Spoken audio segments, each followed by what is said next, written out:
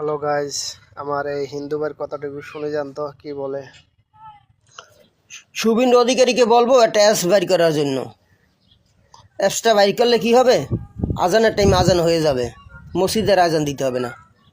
তো মসজিদটা কেন করছে? মসজিদে আজান দিবে না? আমাদের মন্দিরে কি পুজো আশ্রা হয় না? সন্ধ্যার সময় জোকার ঠোকার হয় না? ডাকডোল বাজানো হয় না?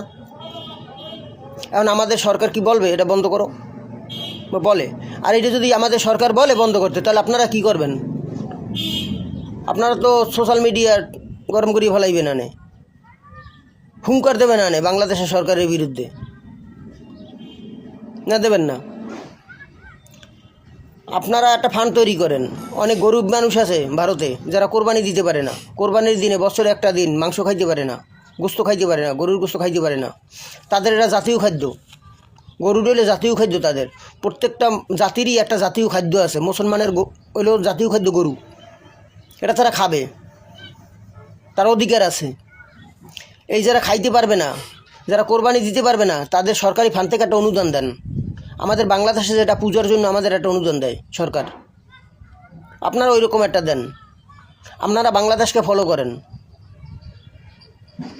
আমাদের বাংলাদেশে এই যে উল্টোপাল্টা বক্তব্য দেন, ওই অনুসারে যদি বাংলাদেশে কাজ করা হয়, তা আমরা হিন্দুরা কিন্তু হিসেবে থাকতেই পারি না।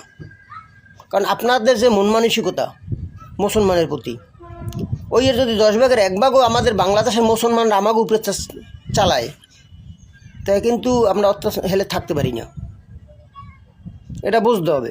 আমাদের বাংলাদেশের মুসলমান বা সরকার দেখেন না, অনেক ডিফারেন্স অন্য অন্য দেশের চেয়ে।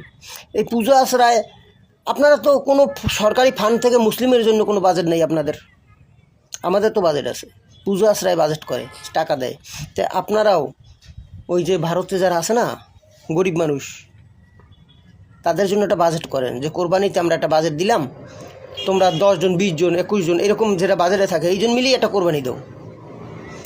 এটা তো করতে পারলেন না, আরও বাধা হইলেন। এই আপনাকে বক্তব্যের কারণে না কিছু কিছু মুসলমান ক্ষিপ্ত হয়, ক্ষিপ্ত হওয়ারই কথা। আর আমাদের বাংলাদেশে হিন্দুদের উপর এরকম কিছু হয়ই না। যতটুকু হয় সেটা আপনাদের কারণে হয়।